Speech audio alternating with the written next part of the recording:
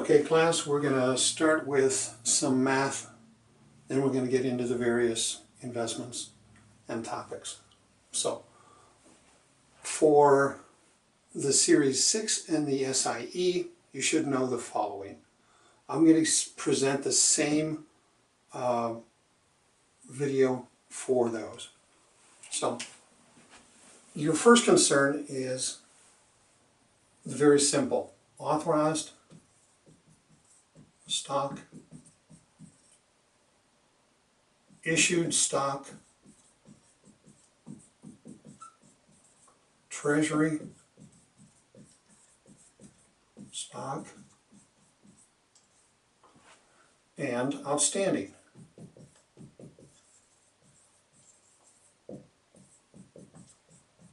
So, authorized stock is the stock that you go to your state to incorporate your company, and you pick a very high large number. You want it very high because you want it to last for about 20 years maybe. So let's say 20 million.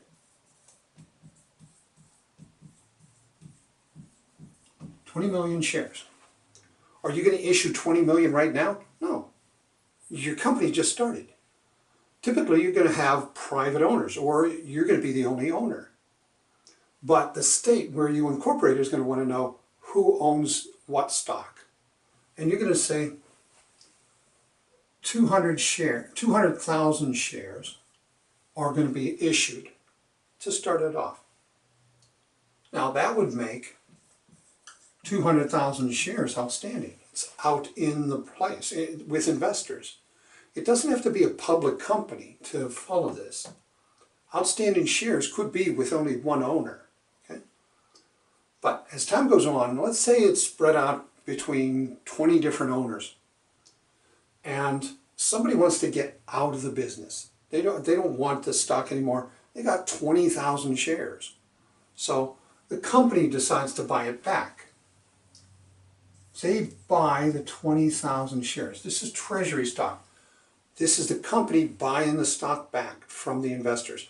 Has nothing to do with the U.S. Treasury. Okay? Now, outstanding shares is going to decrease. So now outstanding shares is 180.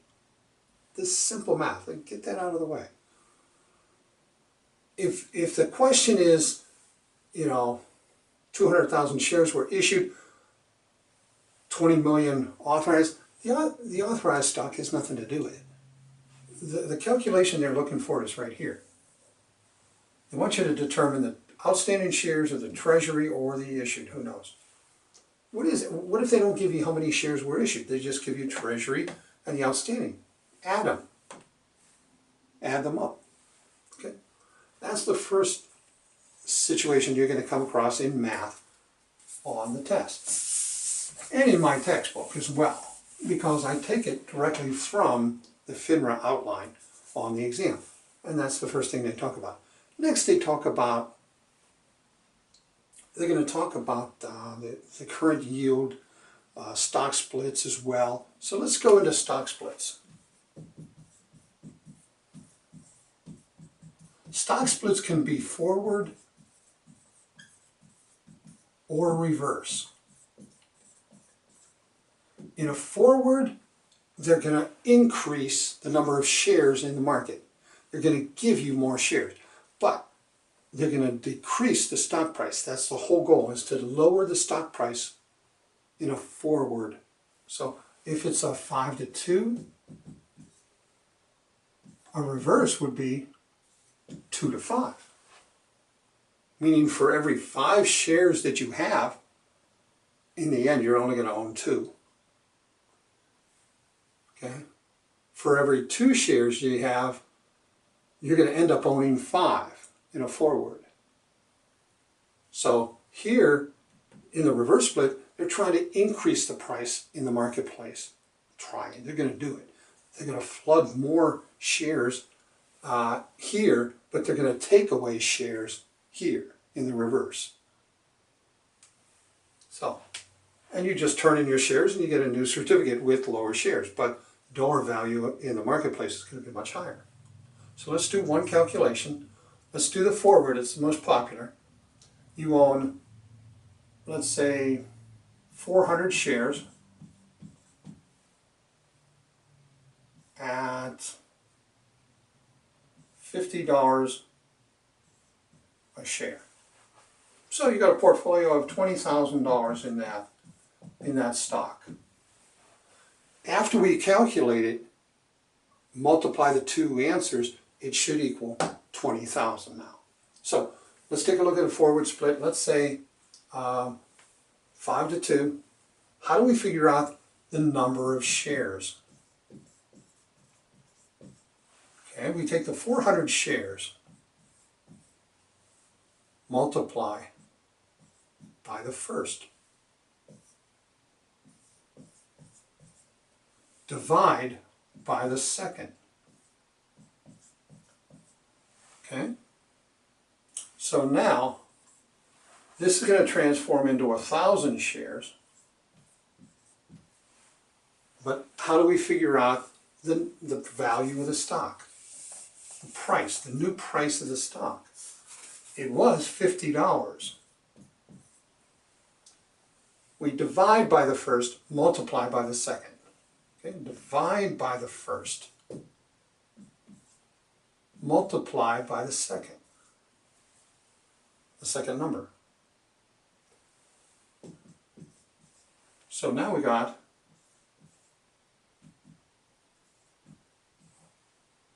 $20,000. 1,000 shares at $20 as opposed to 400 shares at $50. The same value. There is no tax consequence. There's no tax consequence. In a reverse split, we're doing the same thing. For the number of shares, you multiply by the first, divide by the second. In the price of the stock, you divide by the first, you multiply by the second. It's all going to be the same process, just different numbers. Okay? That's stock splits. Keep in mind, reverse, they're trying to raise the price in the marketplace on the stock. In a forward split, they're trying to lower the price. Okay? Now, let's get on to the next one. Current yield and dividend yield. Current yield is for bonds. Okay? So you got a 6% bond, and you got $900 bond price. Maybe they just say a bond at 90. They say a bond at 90, what are they saying? Okay, 90 times how many? Times $10 a point equals $900. Okay, every point is $10. Okay, so let's go into that, into the calculation. The current yield is, annualize this, on a $1,000 bond. It's always going to be based on the 1,000, not on the 900. So that's $60.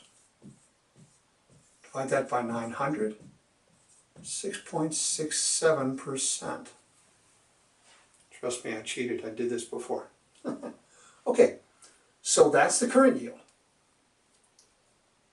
This is telling me I have a bond that's now worth $900. Maybe I'm just buying right now, but maybe I bought it at $1,000 and the price of the bond went down. Why would it go down? It went down because, what happened? Interest rates went up. Who's going to buy my $1,000 bond for $1,000 if all they're going to get is $60, which is 6%? Marketplace, it's in at 6.67. So the only way somebody can sell that bond in the marketplace is to drop the price so that it is close to what the pricing, what the yields are in the marketplace. Okay? That's current yield. You're taking the current market price of the bond and you're dividing it by the annual interest, which is based on 1,000. Okay? But let's say we need to do yield to maturity.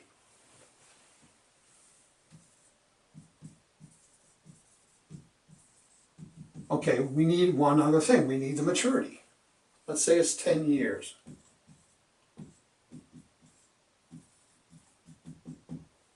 So now, how are we going to find the yield to maturity? We know that is the current yield calculation. What's our discount? What's our premium? What's our benefit? $100. Okay, $1,000 bond. I only have to pay $900 for it. Okay, so that's going to benefit me $100. What's the maturity? 10 years. We're spreading that $100 over the maturity years. So we're spreading $10 a year. Okay? We're adding it because it's a benefit to us. We have to think of this as a buyer, somebody who's going to buy this bond. What's the yield now? Don't look at it as an owner like, oh, I lost. It's down, so it's not. No. It's a $100 benefit to a buyer. So that's plus. Down here, we get the average of the current market price and the face value. Face value of a bond in your calculations, always 1,000. Divide that by 2. Okay? So right off the bat, I know this is 950. Okay? 950. So this is going to be 70 divided by 950. And that's going to give us a yield of 7.37. Okay? Because we're adding in that benefit. We're calculating that benefit into the works, not just doing a straight pricing from the interest. Because we're actually getting 10 extra bucks every year. If we hold that to maturity, that's what we would have made. Not the 6%. Somebody who buys a bond at $1,000, 6%, they're going to get $60 a year, every year and forever. So, what's their yield? 6% always. Doesn't matter. What if the interest rates go down or up? Doesn't matter. It's going to be 6% to the buyer who bought it at this rate. As long as they hold it to maturity, this doesn't matter. What if the price goes up to 1,100? This could be 5.1% or something like that. It doesn't matter. They're getting $60, 6%. They bought it at 1,000. They hold it to maturity. They got 6%. What we're doing here is calculations based on prices changing, interest rates changing in the marketplace. We're trying to see what the value of that bond is based on what happened to interest rates over time. Okay? So that's current yield and yield to maturity. Now, the difference, remember, I did the $100 discount, and I added, if this is a premium bond at $1,100, that would be a $100 premium extra that I had to pay. I would subtract, and then I'd take that $1,100 plus the 1,000, then it'd be divided by 1050. Okay, so that's bonds. We're going to also do an example of bonds with the charts and understand the relationship on how they work. This is just the math that we're doing right now. So now let's look at dividend yield. So dividend is stock. And if they pay a dividend, let's say it's a common stock, and they're paying a dividend of 50 cents. We pay a quarterly dividend and it's 50 cents. Well, to do the dividend yield, and the stock price is $40 in the marketplace right now. What we have to do is we have to turn this into an annual. And to do that, it's 0.50 times 4. 4 quarters in a year. So they're paying a $2 annual dividend. You take that $2 and you divide, let's just make the math simple, and you divide it by 40 equals 1/20 equals 5%. So the dividend yield on a $40 stock that's paying $2 annually is going to be 5%.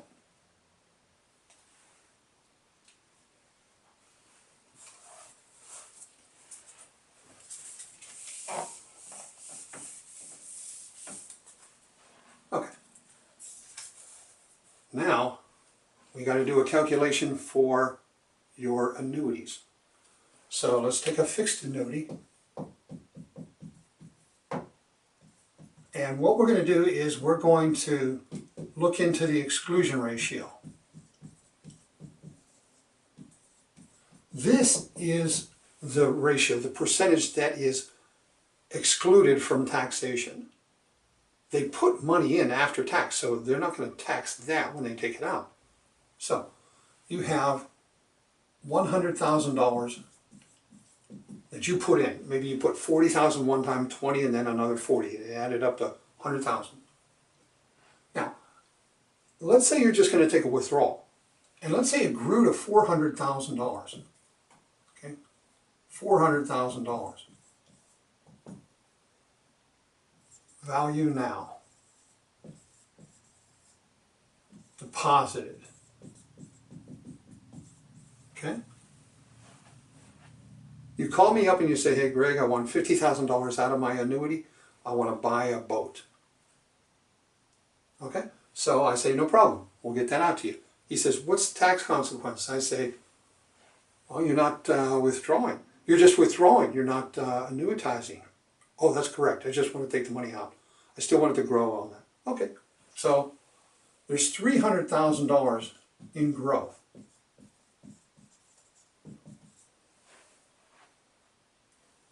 Last in, first out. So the growth came in last. That comes in. That comes out first. So the $50,000 ordinary income, all of it. All of it. Okay? So now he's going to have, right? That's what's going to be the value after that. It's still going to count as a $100,000 deposit, and none of that is going to be excluded. So he has to pay taxes on that $50,000 that he takes out because he didn't annuitize. He didn't set up a scheduled benefit program.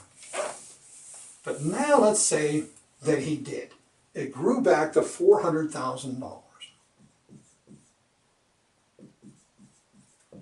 He now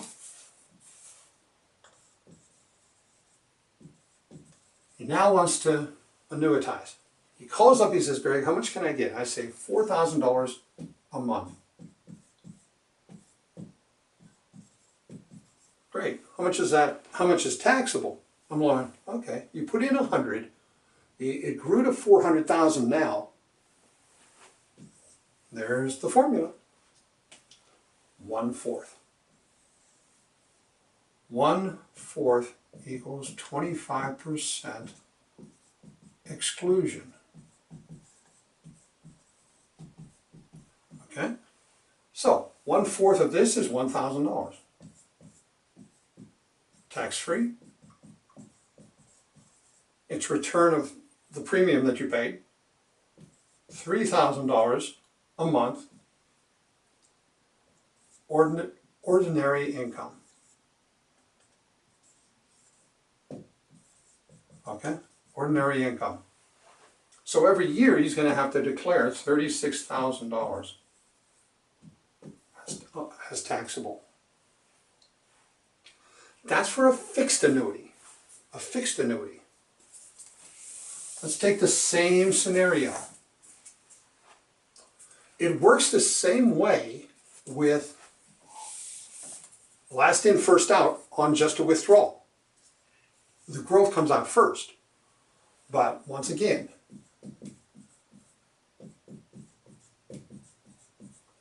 this is a situation, it's now a variable annuity. So what we have is a calculation based on life expectancy So they look up the chart, they say, okay, this is how old you are. You're expected to live 20 years. And how much did you deposit? $100,000.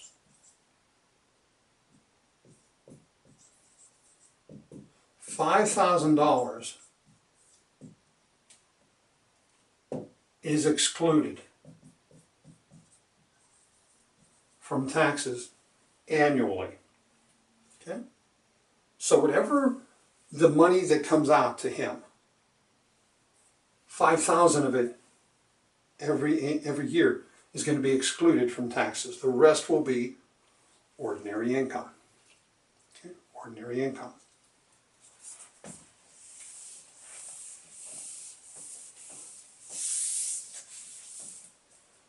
Now, that's your math.